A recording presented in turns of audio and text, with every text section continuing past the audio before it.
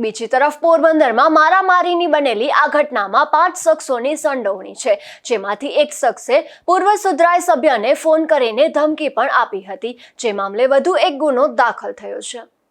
પોરબંદરમાં જે 5 શખ્સોએ દાદાગીરી કરી 2 યુવાનોને માર માર્યો હતો, તે પૈકી એક ઈસમે પૂર્વ સુધરાઈ સભ્યને ફોન કરીને ધમકી આપતા તેની સામે વધુ એક પોલીસ ફરિયાદ દાખલ થઈ છે, જેમાં પોરબંદરના મેલપરા શેરી નંબર 1માં રહેતા પૂર્વ સુધરાઈ સભ્ય ભરતભાઈ મૈયારિયા દ્વારા કમલાબાગ પોલીસ મથકમાં એવી ફરિયાદ નોંધાવવામાં આવી છે કે તારીખ 19/4ના રાત્રે 1 વાગ્યે અમદાવાદની કોલેજમાં અભ્યાસ કરતી તેની મોટી દીકરીને મયુર હરદાસ ઓડેદરા નામના છાયા મારુતિનગરમાં રહેતા શખ્સે વોટ્સએપ કોલ કરીને પોતે ભરતભાઈનો મિત્ર હોવાનું જણાવ્યું હતું અને ભરતભાઈ સાથે વાત કરવા પણ જણાવ્યું હતું, પરંતુ ભરતભાઈની પુત્રીએ પોતે અમદાવાદ હોવાનું જણાવી તેમના પિતાનો જ સીધો સંપર્ક કરવા જણાવી દીધું હતું। ત્યારે ઉશ્કેરાયેલા આ મયુર નામના શખ્સે બેફામ ગાળો આપીને સ્ત્રી સન્માનને ઠેસ પહોંચાડી હતી।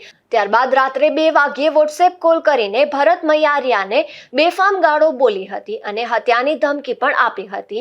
આ બનાવ પરથી સ્પષ્ટ થાય છે કે મયુર ઉર્ફે મન હરદાસ ઓડેદરા ઈરાદાપૂર્વક પૂર્વ સુધરાઈ સભ્ય ભરતભાઈ તથા તેમના પરિવારને હેરાન કરે છે।